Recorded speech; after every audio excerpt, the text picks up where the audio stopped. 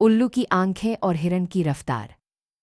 एक विशाल जंगल में बुद्धि नाम का एक अनुभवी उल्लू रहता था। बुद्धि बहुत दूर तक देख सकता था और उसे जंगल के हर कोने का ज्ञान था, लेकिन वह जमीन पर बहुत धीरे चलता था।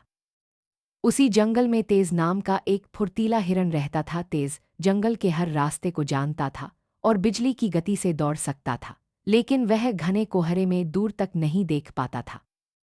एक दिन जंगल पर अचानक और बहुत घना कोहरा छा गया। कोहरा इतना घना था कि 2 कदम आगे भी कुछ दिखाई नहीं दे रहा था। इसी बीच बुद्धि ने दूर एक खतरा देखा। एक शिकारी जंगल में घुस चुका था।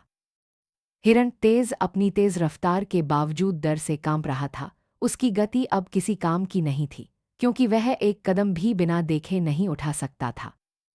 उल्लू बुद्धि एक ऊंचे पेड़ पर बैठा था। वह शिकारी को आते हुए देख रहा था, पर वह हिरन या अन्य जानवरों को तेजी से सुरक्षित जगह तक ले जाने में असमर्थ था। उसकी दूरदर्शिता अब अकेली पड़ गई थी।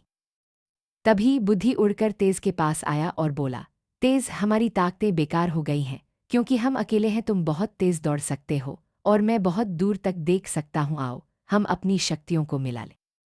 उल्लू बुद्धि हिरन तेज की पीठ पर बैठ गया। अब उल्लू की दूरदर्शी आंखें तेज को रास्ता बताती थीं और तेज अपनी रफ्तार से उल्लू के बताए रास्ते पर दौड़ता था।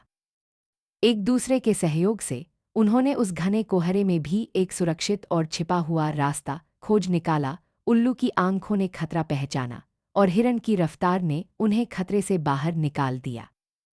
उन्होंने न केवल अपनी जान बचाई, बल्कि भटक रहे कई अन्य जानवरों को भी सही रास्ता दिखाकर उनकी मदद की।